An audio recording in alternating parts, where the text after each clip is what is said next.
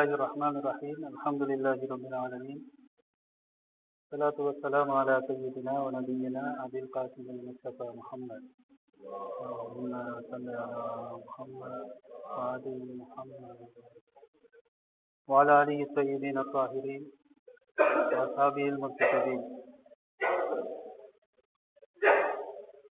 ரமலானுடைய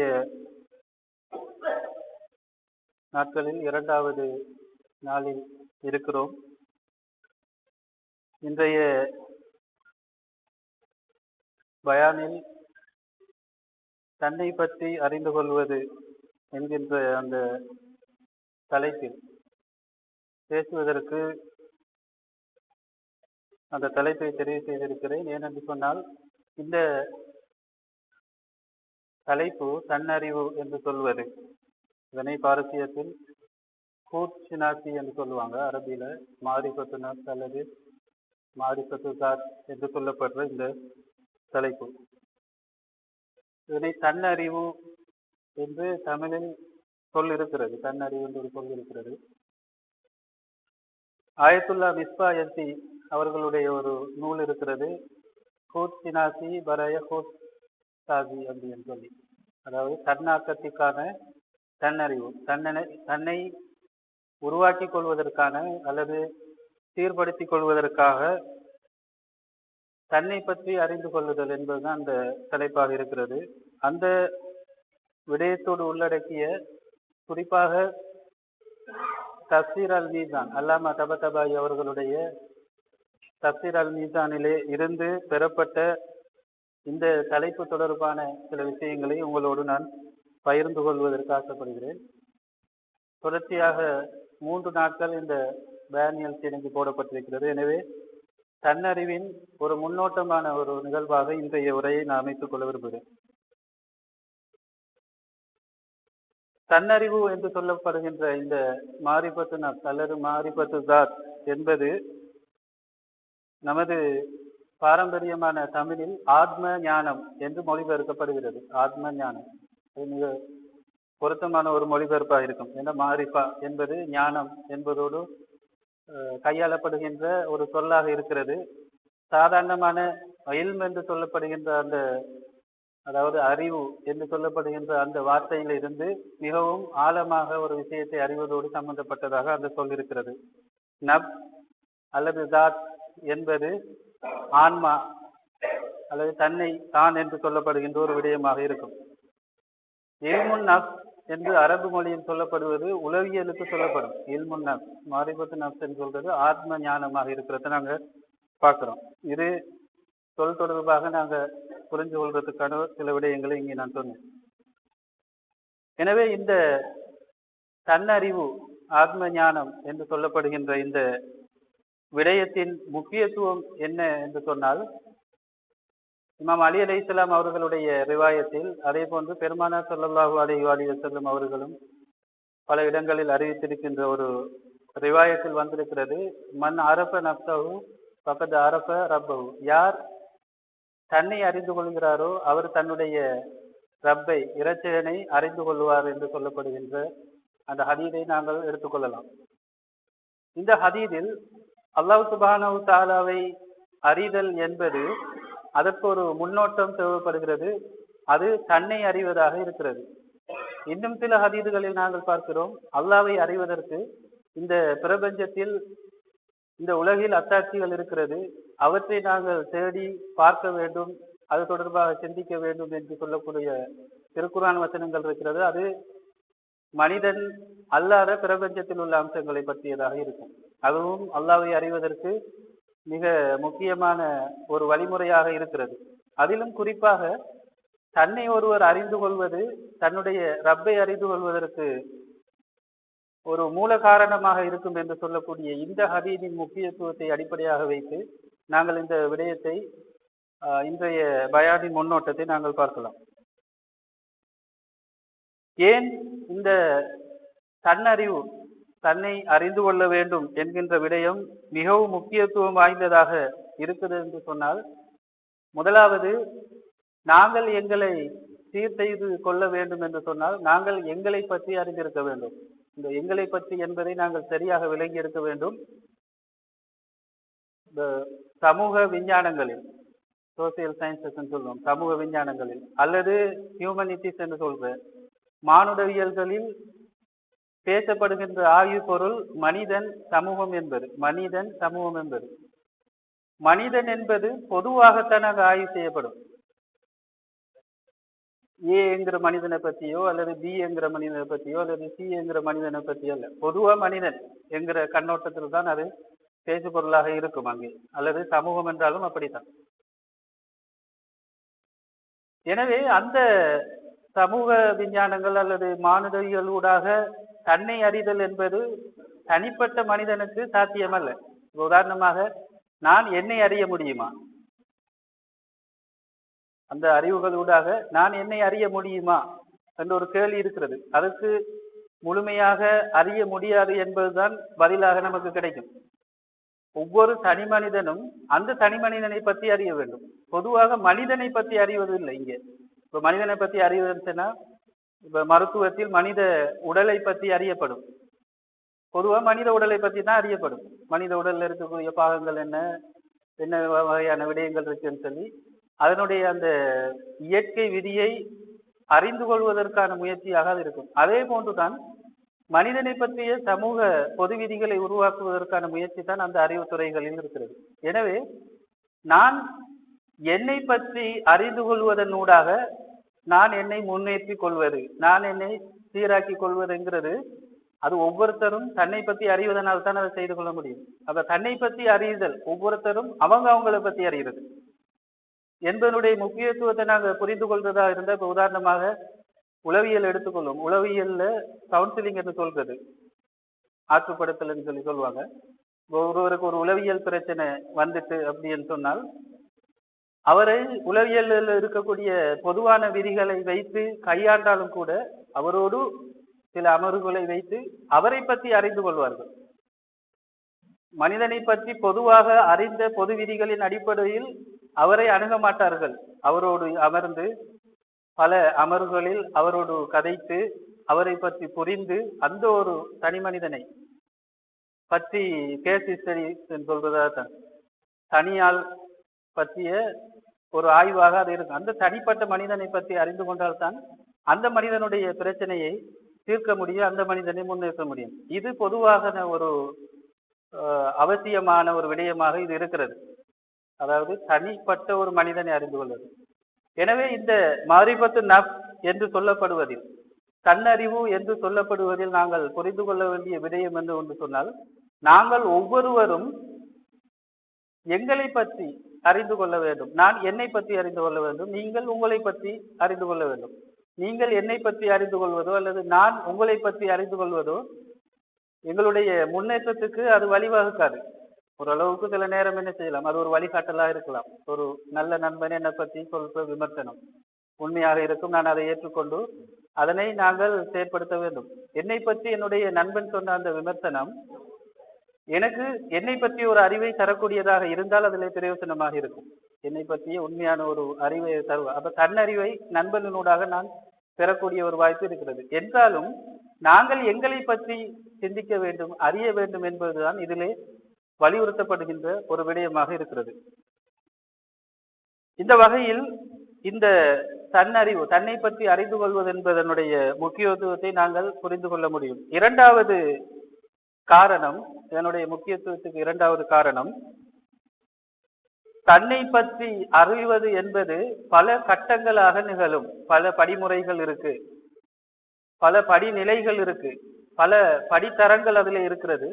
நாங்கள் ஒவ்வொரு கட்டங்களிலும் ஒவ்வொரு படிநிலைகளிலையும் ஒவ்வொரு தரங்களிலும் ஒரு பிரயாணத்தை நாங்கள் இடையில் இறங்கி கடந்து செல்வதை போன்று ஒவ்வொரு புதிய புதிய விடயங்களை நாங்கள் அடைந்து கொண்டு போவோம்.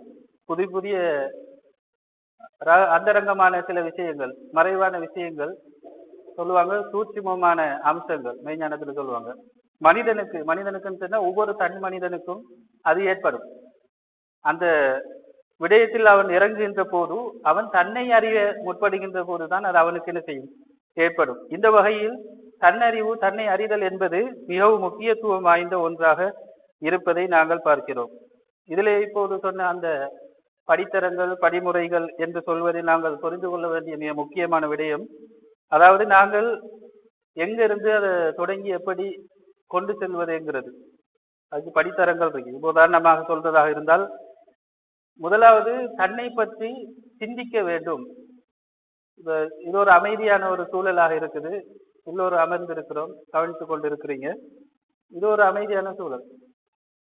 ஆத்மா பற்றி அல்லது உள்ளம் மனம் சார்ந்து பேசுகின்ற சில சபைகளை நீங்க கருத்தில் எடுங்க. உதாரணமாக இந்து மதத்துல அல்லது பௌத்த மதத்துல இந்த மாதிரியான ஒரு விஷயத்தை பேசுகின்ற போது சபை முழுவதும் அதற்குரிய தயார் நிலையில இருக்கும்.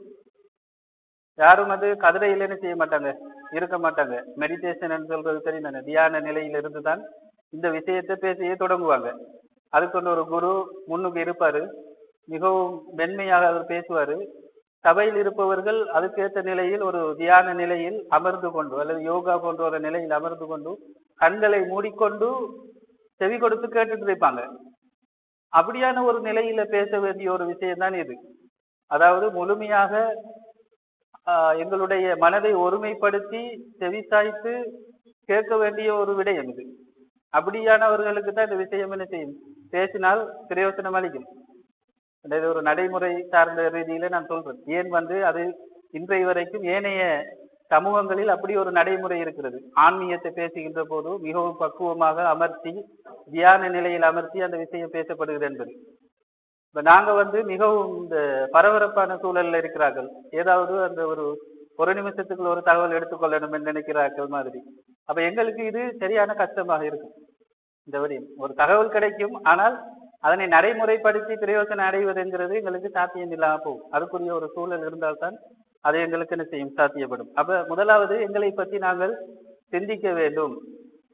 அந்த சிந்தனையை தூண்டி பேசுகின்ற அமர்வுகளாகத்தான் அந்த தியான அல்லது யோகா அந்த மெடிடேஷன் அமர்வுகள் என்ன செய்யும் இருக்கும். கட்டம் கட்டமாக சில விஷயங்களை சொல்லி சிந்திக்க வைப்பாங்க. இரண்டாவது, நாங்கள் இந்த விடயத்தில் ஆய்வுகளை பண்ண வேண்டும். சில ஆய்வுகள் சொல்ற நேரம் சில புத்தகங்களை வாசிக்க வேண்டும், சில விடயங்களை இன்டர்நெட்டில் தேடி படிக்க வேண்டியிருக்கும். சார்ந்த விஷயங்கள் ஏதோ ஒரு வகையில் ஒரு ஆய்வு அல்லது இன்னொருத்தரோடு பேச வேண்டியிருக்கும். இதனை டிஸ்கஸ் பண்ணுவோம், உரையாட வேண்டிய சந்தர்ப்பங்கள்லாம் இருக்கும். இந்த கட்டங்களை நாங்கள் கடந்து வருகின்ற போது எங்களை பற்றி சிந்தித்து ஆய்வுகள் பண்ணி சில அறிவுகளை நாங்கள் எடுக்கின்ற போது அதனை பயன்படுத்த வேண்டி வரும். இதை நாங்கள் இஸ்லாமிய மரபில் சொல்வதாக இருந்தால் உபூதியத் என்று சொல்வோம். இபாதத் என்பது ஃபிக்ஹ் சார்ந்த சட்டத்தோடு சம்பந்தப்பட்ட வழிபாட்டு வழிமுறைகள் இபாதத். உபூதியத் என்பது அதனை தழுவி அதனுடைய பரப்பு விரிவானதாக இருக்கும். இறைவனின் முன்னால் தன்னை நாங்கள் ஒரு அடியானாக காண்பித்துக் கொள்வது. அதுக்கு ஃபிக்ஹுடைய வரையறைகள் என்ன செய்யாது, கிடையாது. உபூதியத்தை வெளிப்படுத்துவதற்கு இறைவனின் அடியான் என்று சொல்வதற்கு ஃபிக்ஹுடைய வரையறைகள் என்ன செய்யலாது, கொண்டு வரையலாது. சில நேரம் ஹலாலான விஷயத்தை கூட நாங்கள் எங்கள் மீது ஹராமாக்கி கொள்ள வேண்டிய நிலை வரும் உபூதியத்தை பொறுத்த மட்டும். ஏனென்றால் ஃபிக்ஹுடைய விஷயத்தில் ஒரு கேள்வி வரும், இதனை சாப்பிடலாமா சாப்பிடக்கூடியதா அப்படின்னு சொல்லி இது சாப்பிடலாம் என்று ஃபிக்ஹுல என்ன செய்வாங்க, சொல்லுவாங்க. ஆனா உபூதியத்துடைய அந்த இறைவனின் அடியானாக தன்னுடைய அடிமைத்துவத்தை வெளிப்படுத்துகின்ற போது அதையும் தவிர்த்து கொள்ளணும் என்கிற மனோநிலைக்குத்தான் அந்த மனிதன் என்ன செய்வான், போவான். அது மிகவும் ஆழமான ஒரு கட்டத்துக்கு போகும். அதனுடைய வெளிப்பாடு என்பது ஜுஹூத், துறவு நிலையாகத்தான் என்ன செய்யும், இருக்கும். துறவு நிலை, பற்றற்ற நிலை, இந்த உலகத்தின் மீது பற்று இல்லாம நடக்கக்கூடிய ஒரு நிலையை என்ன செய்யும், தோற்றுவிக்கும். அப்ப ஃபிக்ஹுடைய எல்லைகளை அது கடந்து செல்லும் என்பதற்கு பல விளக்கங்கள் இருக்கிற. இப்ப உதாரணமாக உரிமை சம்பந்தமா எடுத்துக்கொள்ள, ஒரு பொருள் எனக்கு சொந்தம் என்று சொல்றது. அப்ப ஃபிக்ஹ் ரீதியான விடயங்கள்ல அந்த உரிமையத்தை நாங்கள் எடுத்துக்கொண்டு எங்களுக்குத்தான் அது உரியது என்று நாங்கள் வாதிட்டு நீதிமன்றம் சென்று அதனை பெற்றுக்கொள்ளக்கூடிய ஒரு முயற்சி ஃபிக்ஹ் ரீதியானது. ஆனா உபூதியத் என்று சொல்வது விட்டு கொடுத்து செல்லக்கூடிய ஒன்றாக இருக்கும். சரி நீ வச்சுக்கோ அப்படின்னு சொல்லி செல்லக்கூடிய ஒரு மனோபக்குவத்தாக என்ன செஞ்சிடும், ஏற்படுத்தும். அது ஃபிக்ஹ் என்ன செஞ்சிடும், கடந்து செல்லக்கூடிய ஒரு இப்படி நிறைய உதாரணங்களை நாங்க இது சார்ந்த அறிஞர்களுடைய வாழ்க்கையில நாங்க என்ன செய்யலாம், பார்க்கலாம். அதே மாதிரி மிக இறுதியான ஒரு கட்டத்துக்கு நாங்க செல்கின்ற நேரத்துல எங்களுடைய ஈமானுக்கு இன்னும் பலத்தை அதனை செய்யும் கொடுக்கும். அப்ப ஈமான் பல படித்தரங்கள் இருக்கிற அது சம்பந்தமாக நாங்க அடுத்தடுத்த இதுகள்ல நாங்க பேசணும். சரி, எனவே இந்த தன்னறிவில் மனிதன் புரிஞ்சு கொள்ள வேண்டிய ஒரு விடயம் இருக்கு. அறிஞ்சு கொள்ள வேண்டிய விடயம் என்னவென்று சொன்னால், அல்லாஹ் சுப்ஹானஹு தஆலாவின் சம்பூர்ணத்தை பிரதிபலிக்குகின்ற படைப்பினம் எது என்கிற ஒரு கேள்வி இருக்கு. உதாரணமாக சொல்றதா இருந்தால், அல்லாஹ் இந்த பிரபஞ்சத்துல நிறைய விஷயங்களை படைத்திருக்கிறான், நிறைய வஸ்துக்களை படைத்திருக்கிறான். என்றாலும் அவனுடைய அந்த மகத்துவத்துக்கேற்ப மிகவும் மகத்துவம் வாய்ந்த படைப்பு எது என்று ஒரு கேள்வி எழுப்பலாம் தானே. இவ்வளவு பெரிய அல்லாஹ் என்னத்தை படைச்சு வச்சிருக்கிறேன், ஆச்சரியப்படுறதுக்கு நம்ம இது ஒரு கேள்வி வந்து கேட்டோம்னு சொன்னா, அல்லாஹ்வுடைய அந்த மகத்துவத்தை வெளிப்படுத்துகின்ற படைப்பினம் என்கிறது மனிதன் தான். மனிதன் தான் அந்த படைப்பினம். அந்த மனிதன் அடைந்து கொள்ள வேண்டிய ஒரு நிலை இருக்கு, அதை கமால் என்று சொல்லுவாங்க. பூரணத்துவம், சம்பூர்ணத்துவம், முழுமை என்று சொல்லப்படுவது. அப்ப அல்லாஹ்வுடைய சம்பூர்ணத்துவத்தை பிரதிபலிக்கின்ற ஒரு கண்ணாடியாக மனிதன் இருக்க வேண்டும். அதனை பிரதிபலிப்பதற்காக வேண்டித்தான் இன்சான் காமில் என்று சொல்லுவோம், சம்பூர்ண மனிதன் என்கிற ஒரு விடயம் இருக்கு. ரசூலுல்லாஹி ஸல்லல்லாஹு அலைஹி வஸல்லம் அவங்கள நாங்க ஒரு சம்பூர்ண மனிதன் என்று சொல்லுவோம். அதே போன்று அந்த சம்பூர்ணமான அந்த ஒளியில் இருந்து படைக்கப்பட்டவர்களும் சம்பூர்ணமானவர்கள் தான். அது சொல்லுவாங்க இஸ்லாமிய மெய்ஞானத்துல, அல் அன்வாருல் முஹம்மதியா, அல்லாஹும்ம ஸல்லி அலா முஹம்மத் வ ஆலி முஹம்மத். அதாவது அந்த அல்லாஹ்வுடைய புகழ்ச்சியை பெற்ற அந்த ஒளிகள், அது நாங்க அஹ்லுல் பைத்ன்னு சொல்லி சொல்றோம். அஹ்லுல் பைத் இவங்கெல்லாம் வந்து ஒரே ஒளியை சேர்ந்தவர்கள், அந்த நிலையில இருக்கிறாங்க. மகாமுன் மஹ்மூத் என்கிறது அவங்களுக்கு கொடுக்கப்பட்டிருக்கு. நாளை மறுமையில ஷஃபாத்து செய்யக்கூடிய அந்த தகுதியை பெற்றவர்களாக இருக்கிறாங்க. அவங்க பரிந்துரைப்பாங்கங்கிற அந்த தகுதி, அந்த மக்காம் அவங்களுக்குன்னு செய்து கொடுக்கப்பட்டிருக்கு. சரி, அல்லாஹ் சுப்ஹானஹு தஆலா அல் குர்ஆனில் குறிப்பிடுகின்ற போது, வலக்கது கர்ரம்னா பனி ஆதம் என்று சொல்லப்படுகின்ற திருக்குர்ஆன் வசனத்தில் நாங்கள் மனிதர்களை சங்கைப்படுத்தினோம். பொதுவா இங்கே மனிதன் என்று சொல்லப்பட்டிருக்கிறது. பொதுவா மனிதனை சங்கப்படுத்தினோம் சொல்லி, ஒவ்வொரு தனி மனிதனையும் அப்படியான ஒரு சங்கை கொடுக்கப்பட்டிருக்கான்னு கேட்டா அப்படி இல்லை.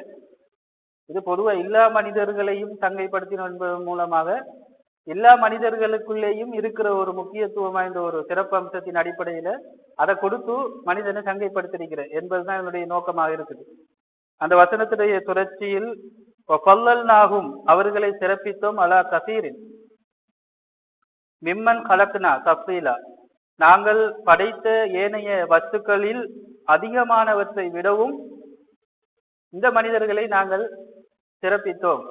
அப்ப சங்கையும் படுத்திருக்கிறோம், சிறப்பித்தும் வைத்திருக்கிறோம். அப்ப ரெண்டு விடயம் இது சொல்லப்படுது. இந்த சங்கைப்படுத்துதல் என்கின்ற விடயத்தில், தக்ரீம் என்று சொல்கின்ற விடயத்தில் அறிஞர்கள் சொல்கிறார்கள், அது ஏனைய யாருக்கும் இல்லாத ஒரு சிறப்பம்சத்தை மனிதனுக்கு கொடுத்து மனிதனை சங்கைப்படுத்தி வைக்கப்பட்டிருக்கிறது.